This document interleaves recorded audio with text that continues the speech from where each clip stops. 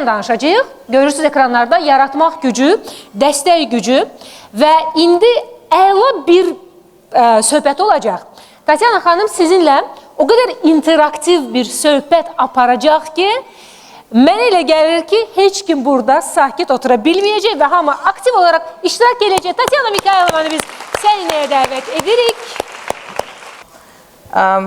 I was starting today talking about the power, so let's keep talking about the power, because again, power was so much triggering for me.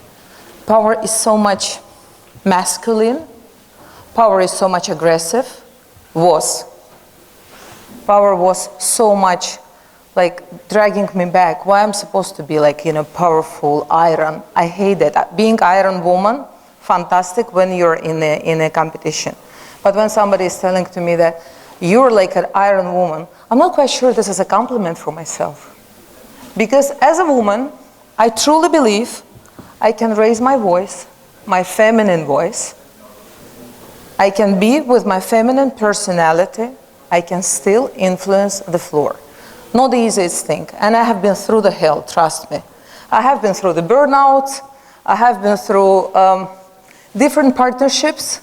I have been through the different situations, but I think I'm blessed because every time after crying, and crying is good, somebody told me today that we go back to this audience, you know what, I couldn't keep the tears. That's why you're here. This is a safe space for the tears. This is a safe space for the smiles. This is a safe space for your laughing, and this is a safe space to talk to yourself. So today, at this stage, I'm half formal because I'll be talking about the survey which we did among women entrepreneurs. Results were mind-blowing for myself. However, you don't see the lectern here. I hate the official lecterns, okay? So we'll be talking about this.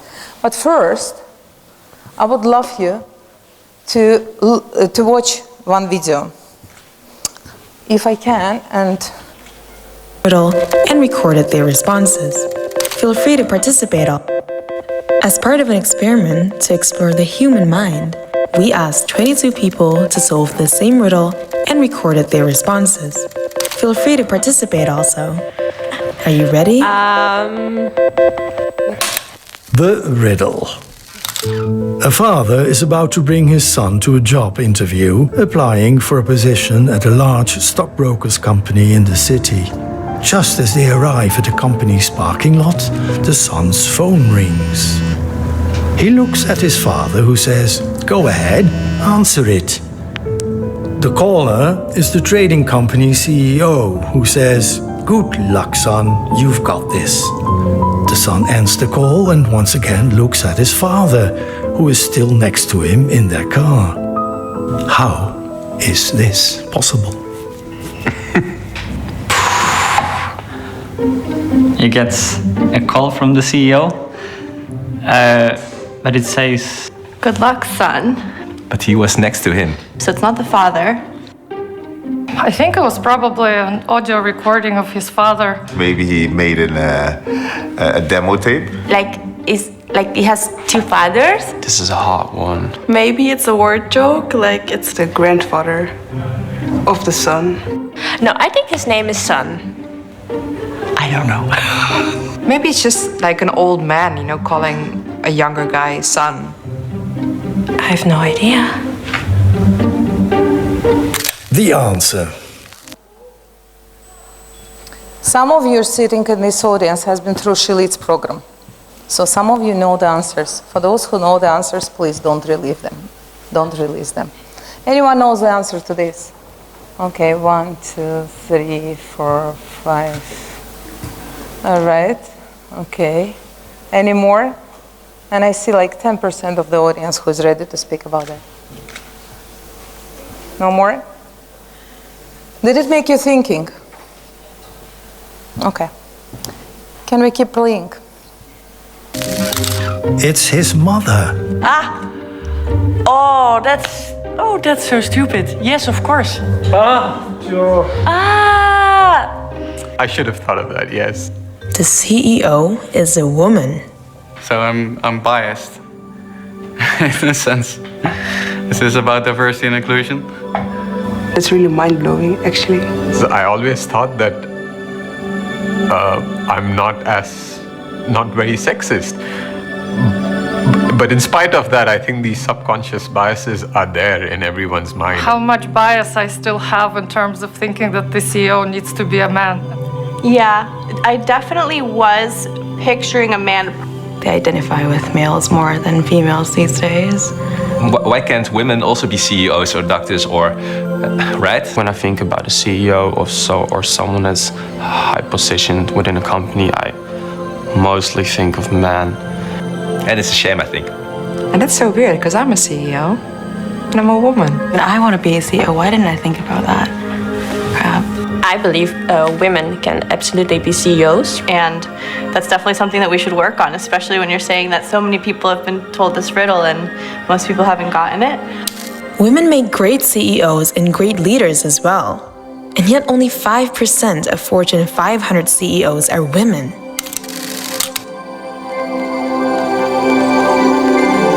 Let's change our mindset. Thank you. And that's about changing the mindset. How many of you did think that the woman cannot be CEO, honestly? Okay, how many of you didn't think that the woman cannot cope with that? How many of you thought that the woman could be CEO? Watch my speech. The woman could be CEO. We are so biased. I myself, I didn't get that first. I'm the CEO, I'm the founder. That's not my only business. I'm through through all of those top boards. I still didn't get that. Where's that? I don't have the exact answer, because the answers are lots of them. It all starts from our childhood. Recently, Tural was here. Unfortunately, he left. He did have the interview with me. And can we switch to the presentation? He did have the interview with me, and one of the questions was like, how do you think why you have achieved what you have achieved? And really, I started thinking, okay, why? I never thought of that, because for me it was so natural, I'm moving. Something is happening, I can go back. It's like an American roller coaster. You're up, you're down, you're up and down. And business is like this. Don't believe the tales that when you're in business, you're just sitting and enjoying your office. Hell no. Women business is a slavery. And you're the slave for yourself. And that's the biggest slavery ever. Anyway, when Tural asked me, I started asking myself, and then I understood. As a girl, I was never said that I can't do it because I'm the girl. Natural in the family, not because, they were super promoting me or super supporting me, but they never said to me that you're the girl, you can't do that. And I never heard that. And that's not only about the girls, that's also about all the kids in the families. Because when the kid is coming for us with the idea, we either say that, come on, do you really need that? Or this is not really yours. Or we say, you know what, try it. What is the worst case scenario? Try it. Anyway, we did the survey to understand what is the landscape for in between the women entrepreneurs. So we've been questioning about 150 women in a business. And some of you are alumnus from the Scale Up Accelerator. Some of you have been filling that survey, remember? Who did that? Okay, several of you are here, fantastic. So that's about age. Approximately. This is what we were, talking, and that was the audience. Unfortunately, I could cover only Baku. Few of them only in the region. I wish I would get back to this survey to do that, and USAID, I hope, still is here, so I want to get back, with their support to do the same one, because it was thanks to them we did it. That was the geography, as I said, and that was the individual entrepreneurship. Okay, so this is like soul entrepreneurship. The industry was sales, manufacturing, and services. Biggest is the services. However, manufacturing is here. I keep telling this story. Unfortunately, Tamila Hanum is not here. That lady was the astronomical engineer. So once upon a time she came to Moscow, long time ago in the Soviet time, okay? She came to Moscow and there was a man, PhD professor with the glasses, was waiting for her to come. So she entered the audience, trying to get his attention, and he was just busy with something. Come on, somebody came and somebody is a woman. So she started talking something, and she is very feminine, very feminine. So at some point he turned to her, and she's hilarious when telling that. And then she says, he had his glasses getting down and said, you know what? It's good that you're looking like this. Nobody will think you're smart. That was back in Soviet time. Tell me it's not existing now. Tell me we're not judged by this, how we look. We still are. So when we do the business, people are saying, come on, industry? No. When the girls are in the school, they're reluctant to ask the question because they're saying, like, you're the girl, come on, you know about that? When I come to the car repair, you should see, this is like, one of my best and most favorite things. I'm coming and they say, there's a little bit thing which needs to be fixed for your car. You won't understand it now anyway, but your car will be, working afterwards. It's like, can you be more precise? What is that? Are we talking about the engine? Are we talking about like gear? Or what is that? And they're like, how do you know this? How do we know this? And are we reluctant to release that? So that's about the staffing, and 24% of the women are employing the members of the family. I have no answer, no real answer, whether it's good or not, because in here, it's more comfortable for the women to employ the members of their family. But all the results, all the surveys are showing one thing. Women are reinvesting in their families. This is very good. That's why being woman in business is good for the economy, because she's getting back, she's re-employing her relatives, which sometimes is an epic fail, which sometimes doesn't work, because the relatives are thinking, I'm here just to get your salary. But it does work, it helps in other cases. In the social media presence, and here are the women who do have their social media accounts in a LinkedIn. Okay, let's start with the professional one. Okay, some of you still. Okay, in a Facebook? All right, Instagram? Wow, okay. Last but not least, TikTok? All right, hele yok da. My recent 2 months at least of my WhatsApp with my mom, who is 78 years old, are filled with the TikTok videos. She's not sending me any rubbish. No, she's sending me the master classes on art she's following. Having said that, the reason why I brought it here is like, when we are in business, we need to follow the trends. And if you're in a small business, yes, you will be in the social media, you will be in a TikTok. It doesn't mean that you're doing something bad, but it's about like picking the right communication with your audience. Still 7% are not using the social media. I always love it, when somebody is saying to me, I'm not on any social networks. I'm like, and? How I'm supposed to find you? Or like, I'm going paperless, okay? I got rid of my business cards because they're being thrown there like, in a bin. So I'm asking, can I connect with you on a LinkedIn? I'm not on any social media like LinkedIn or Instagram. Shall we get back there? I think so. Now, the key factor to start the business. How many of the sole business entrepreneurs are sitting here who own business? I love it, like, if I would be asking men right now, how many of you do own the business? You know what it would be? Me. I have a car, and I'm operating that car. I do own the business. So, the ability to regulate employment, do you know what that means? Women are going to business sometime thinking that the business schedule will let them regulate their working hours. You know the truth? It doesn't work. Well, it does. I mean, you can be owner to yourself, but actually, like, as a matter of fact, you will end up with some more responsibilities rather than from your employer. Women wanted to earn more, and that's why they went to the business. You want the truth? It doesn't happen this way.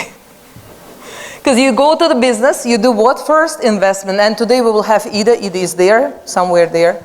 Okay, fantastic. So we brought her deliberately from Germany so that she would be talking about the investments. And that's another story. Okay? Because women and money, don't talk about money, you're the girl. Financial independence, and that's a very important one. What we are advocating here in our organization and myself, be financially stable and independent. You can do anything, do anything. Want to sit home, sit home. Want to start business, Want to work, work. But make sure you always have your own financial pillow. Ida, get back to that today, please. We need to hear more of that. The free niche in the market, realizing the dream. How many of us did realize the dreams? How many of you do have the dream which you didn't realize yet? Love it. That cloud has got all realized dreams, no, on the back. I feel jealous, kind of thing, like, you know, they don't have it, the full list is done. And being inspired by the other women entrepreneurs, that's why we're here today. She is about inspiration. Any of our programs are about inspiration, because you know what, we can be talking about sophisticated things, we can be talking about like very complicated programs, but sometimes all you need is another woman who is saying to you, you know what, go and do it. You can. And if you want to start something, and if you hear anyone who is saying to you, do you really need that? Shut them up. Go and try. The biggest regret you will have that you didn't try. You can always fail, so what? What is the worst case scenario again? You won't die. You will restart. It will make you stronger, much stronger. So only 30% of the women took loans from the bank. And we need to talk about that like with Pasha Bank. Why? We need to create more programs for the women to be more risky, to be more willing, desiring to take the money to pay them back because it's healthy.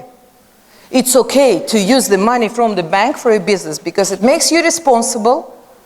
Otherwise, it's becoming like, I've got a little bit of money, I'll do something. In the startup competitions, when the girls are coming to me, and I'm the jury in some of them, I'm asking, where's the money? And they say, oh, I just love the idea. Perfect, fantastic, the idea is good, where is the money? And she's like, oh, I'm not sure. My question is like, what are you gonna do when the money are over, you don't have bread, and your team is hungry, nobody is working for you anymore, and you just love the idea? Yes, you will have some people staying with you, but people are staying for their benefits as well. Let's just state the truth, and nothing wrong about it. So, challenges. Startup capital again, the tax issues. We don't have the tax ministry next time.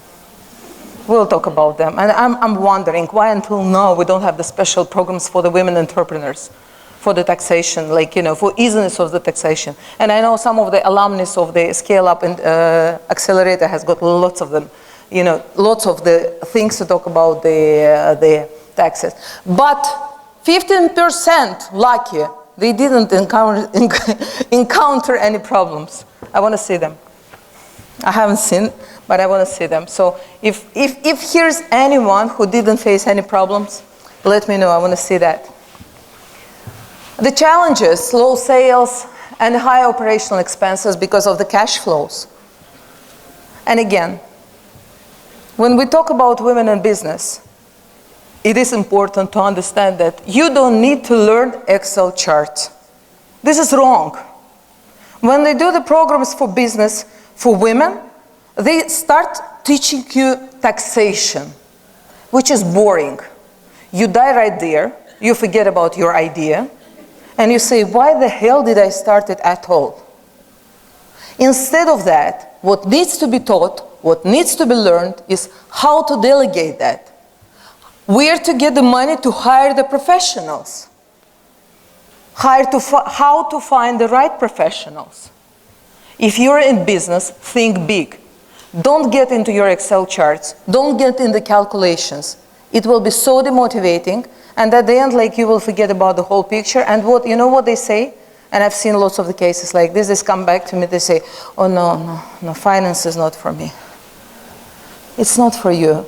All you need to know as a woman in business, P&L, how much money you're getting at the end of the sales. Is it plus or minus? Is it zero? Are you really happy with your income? And money are good. I keep saying that, when somehow people, especially women, they're saying, money are good, money are healthy. Money is what makes us women enabling to help the communities. So when we're getting healthy money, we're reinvesting further. Increasing potential, again, you know, some of the women thought that probably they need more money to increase, again, reinvest. And that's, again, when you come back and think that, okay, shall I take more money to invest? And this is where women are failing, you know. They say, if I take more money and I fail, I'd better not risk that. And at the end, she's not doing anything at all. Family responsibilities, oh, I've got plenty of stories. When we talk about how to work, how to learn, how to study, how to entertain yourself, but still having the family. Because in the family, you are what? You are supposed to be back at the right time. You are supposed to be sitting with the kid. Why until now, I don't know. Because my understanding is that it's a quality time.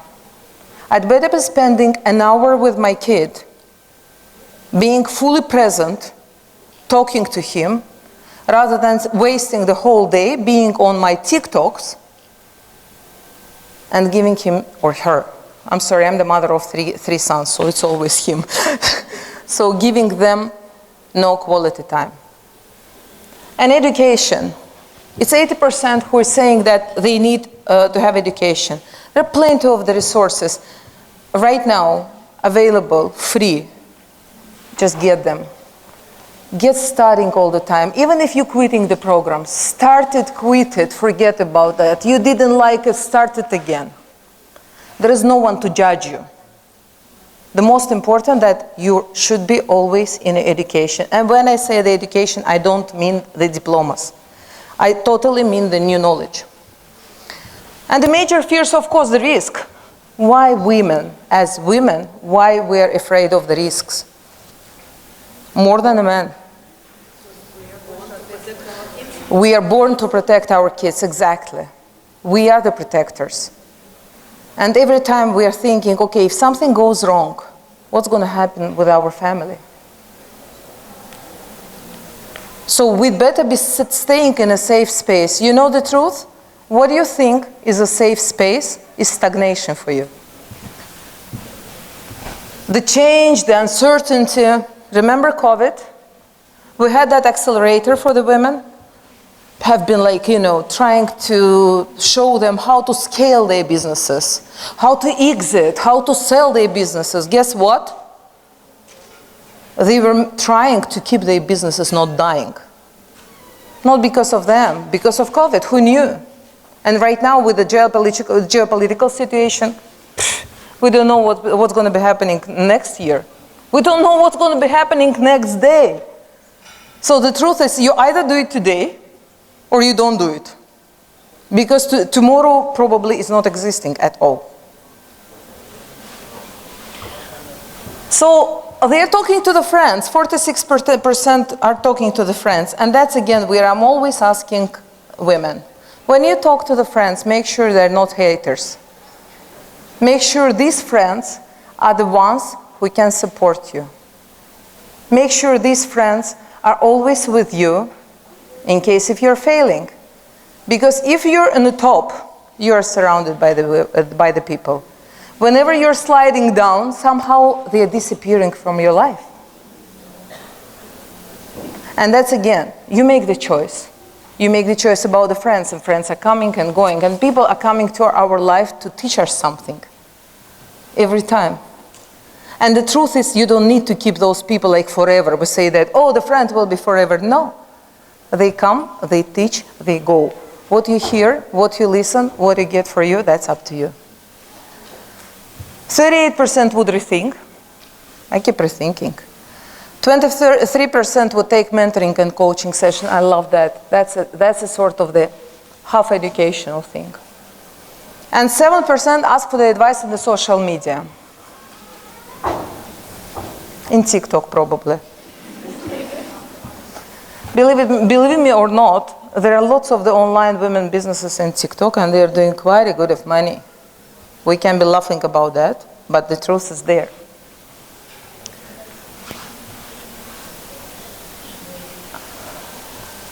Look at this. 38% of women did not feel the difference after they started their business.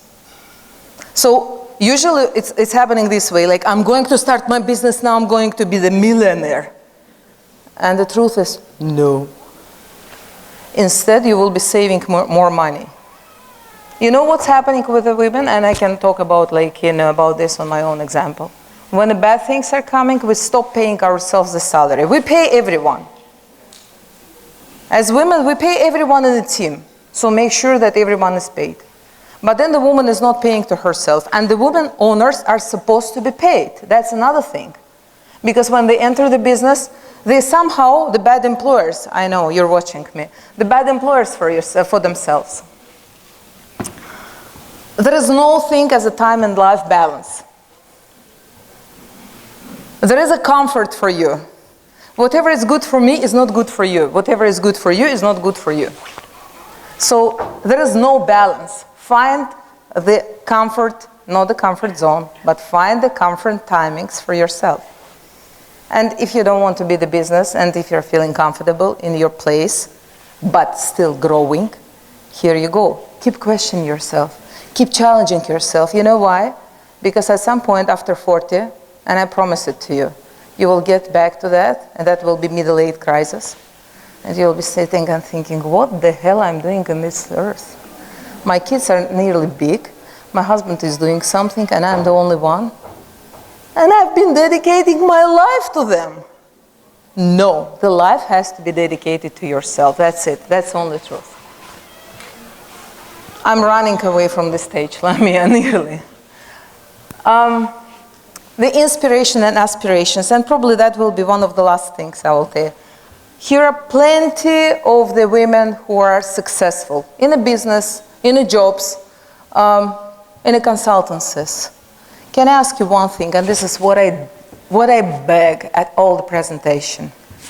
Always think or find someone in your surrounding who might need your inspiration, who might need your motivation. Think of those whom you would say, you know what? At some point I was always also dying in a sofa, and I thought that would never end. But here I am. Find them. They need the support, and that's why we're all here today. Because it's only she can support she, even when COVID happens, even when war comes, and we will be talking about absolutely challenging, bunny world. Your favorite Rubis is here. We brought her deliberately from Ukraine to close up the whole thing. So we'll be talking about that as well. To hell with COVID. Here we are. She as she supporting she. Yes, we do have he supporting she as well, but there is no better friend to the woman rather than another woman. There is no worse enemy to the woman rather than another woman. I'm not asking you to be the friends, but I'm asking you not to compete with each other. It's plenty of the things in this world, enough for all of us. If we can get together, if we will be good with each other, trust me, this world will be better. Thank you.